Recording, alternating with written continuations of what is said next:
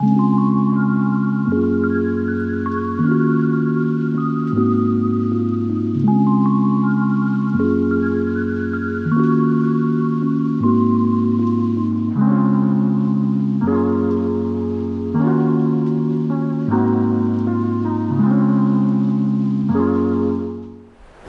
friends, welcome to Pebbles. நான் உங்கள் கோபி செட்டிப்பாளையம் சுதா.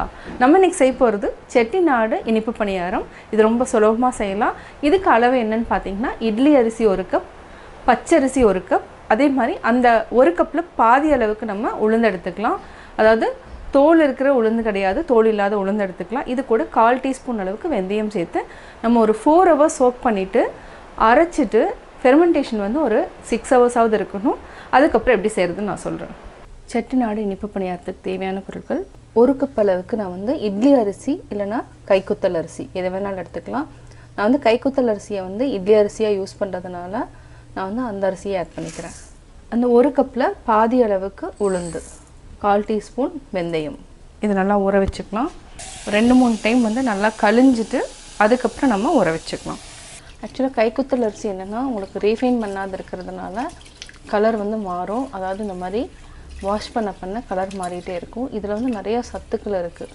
அதாவது ரீஃபைன் பண்ணனா அந்த அரிசியில் வந்து சத்து கிடையாது. இந்த இட்லி அரிசியில் வந்து நிறையா வந்து சத்துக்கள் இருக்குது. நல்லா வாஷ் பண்ணிட்டோம்.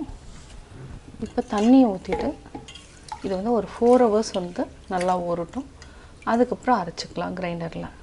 இனிப்பு பணியாரத்துக்கு ஊற வச்சுருக்குறோம். அதாவது 1 டம்ளர் இட்லி அரிசி, 1 டம்ளர் பச்சரிசி, 1/2 டம்ளர் அளவுக்கு நம்ம உளுந்து எடுத்துருக்குறோம். 1/4 டீஸ்பூன் அளவுக்கு நம்ம வெந்தயம், இதை வந்து இப்போ அரைச்சிக்கலாம்.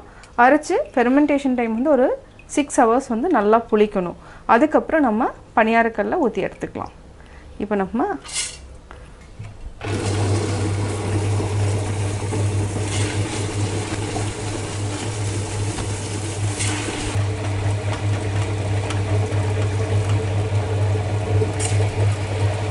தண்ணி இந்த அளவுக்கு இருந்தாலே போதும். ஜாஸ்தி வந்து தண்ணி ஊற்ற வேண்டாம். கொஞ்சம் மாவு கெட்டியாக இருந்தால் தான் நம்ம வெள்ளைப்பாகு ஊற்றுறப்போ கரெக்டாக இருக்கும். தண்ணி தேவைன்னா நம்ம 1 டீஸ்பூன் அந்த மாதிரி ஊற்றி அரைச்சிக்கலாம்.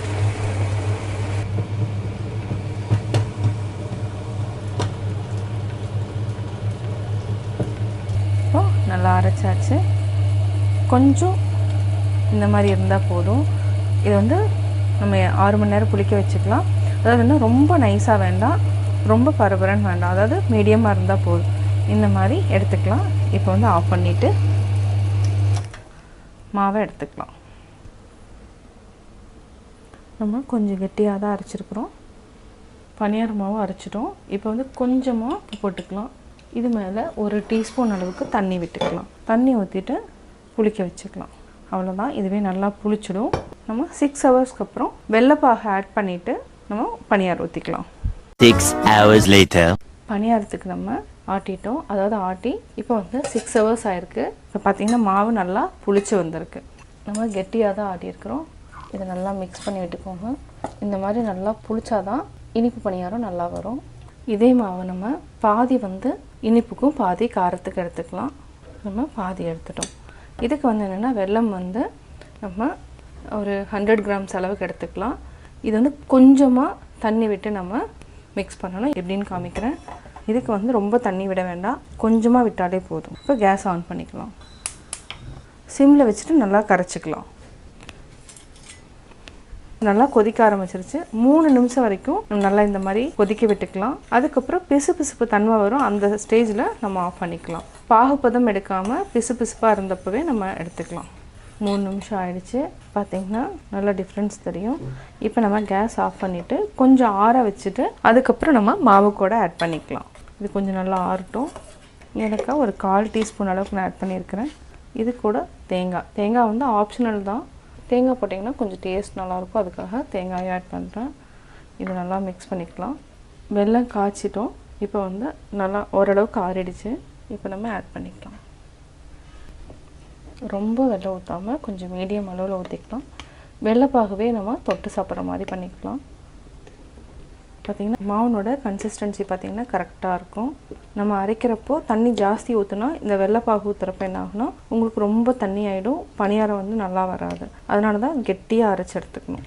போதும். இப்போது இந்த மீதி வெல்லத்தை வந்து இதை வந்து என்னென்னா நம்ம இதில் வந்து கம்மியாக தான் இருக்கும், நம்ம இதை வந்து தொட்டு சாப்பிட்டுக்கலாம். இப்போ நம்ம பனியாரக்கல் வச்சுட்டோம். இதுக்கு வந்து நல்லெண்ணெய் அல்லது ரீஃபைண்ட் ஆயில், நெய் எது வேணாலும் நம்ம யூஸ் பண்ணிக்கலாம். நம்ம எண்ணெய் ஊற்றிட்டோம். எண்ணெய் நல்லா காஞ்சிடுச்சு. இப்போது ஒரு குழிக்கும் நம்ம ஊற்றிக்கலாம். இதுக்கு வந்து என்னென்னா சோடா உப்பு எதுவுமே நம்ம ஆட் பண்ணாமல் தான் செய்கிறோம். சிம்மில் வச்சுக்கோங்க. நம்ம மூடி வச்சுக்கலாம்.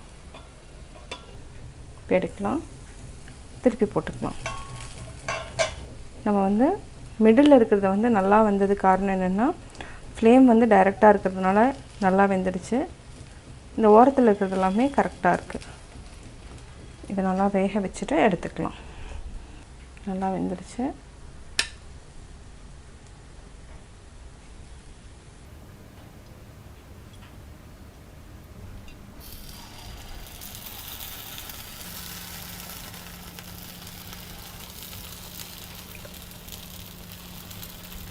இப்போ நம்ம மூடி வச்சுக்கலாம்.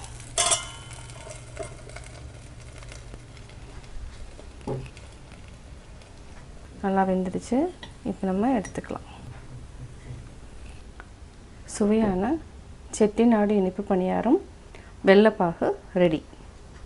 செட்டிநாடு இனிப்பு பணியாரம் எப்படி செஞ்சீங்கிறது பார்த்தீங்க. நீங்களும் வீட்டில் ட்ரை பண்ணி பாருங்கள். பார்த்துட்டு உங்களுடைய கமெண்ட்ஸ் எனக்கு சொல்லுங்கள். பிடிச்சிருந்தா லைக் பண்ணுங்கள், மறக்காமல் சப்ஸ்கிரைப் பண்ணுங்கள்.